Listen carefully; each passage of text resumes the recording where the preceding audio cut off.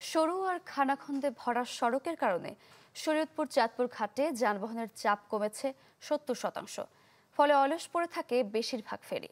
এতে বছরে অন্তত ২০ কোটি টাকার রাজস্ব হারাচ্ছে সরকার। সংকটে পড়েছে ঘাটকেন্দ্রিক ব্যবসা বাণিজ্য।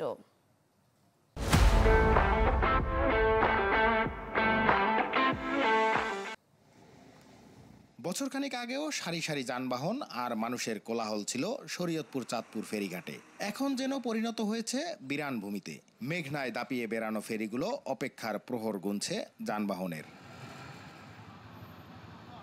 কিন্তু কেন এমন পরিস্থিতি?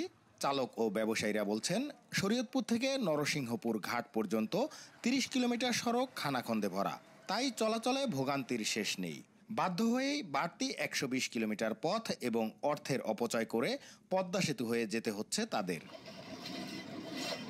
ঈদ সামনে রেখে কিছু অংশের সংস্কার শুরু হলেও প্রশ্ন উঠেছে কাজের মান নিয়ে। কিন্তু অনেক দিন ধরে অনেক বছর শুনতেছি এই রাস্তা কোনো কাজ হচ্ছে না, শুধু কাজ হবে হবে হবে এটা শুনতেছি। রাস্তা ভাঙ্গা কারণে আমাদের এদিকে গাড়ি কম আসে। আমি যদি দেখতেছি খারাপ হইতাছে, ই মারে নাই, সিলেকশন বালু মারে নাই। তো এখানে তো এইভাবে কাজ করলে রাস্তা বেশি টিকবে না।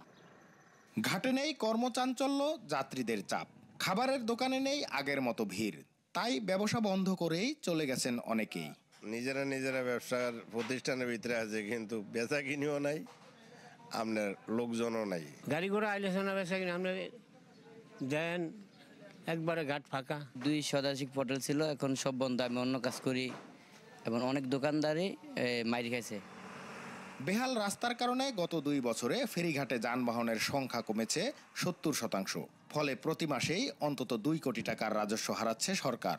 আগে যেখানে মাসে শরীয়তপুর চাঁদপুর ফেরি সার্ভিসে আয় ছিল ২.৫ কোটি থেকে ৩ কোটি টাকা, বর্তমানে সেখানে আয় দাঁড়িয়েছে ৮০ লাখ টাকা থেকে ৯০ লাখ টাকা।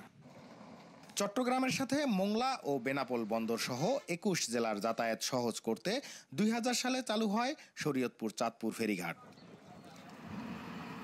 নুরুল আমিন রবিন, চ্যানেল 24, শরীয়তপুর।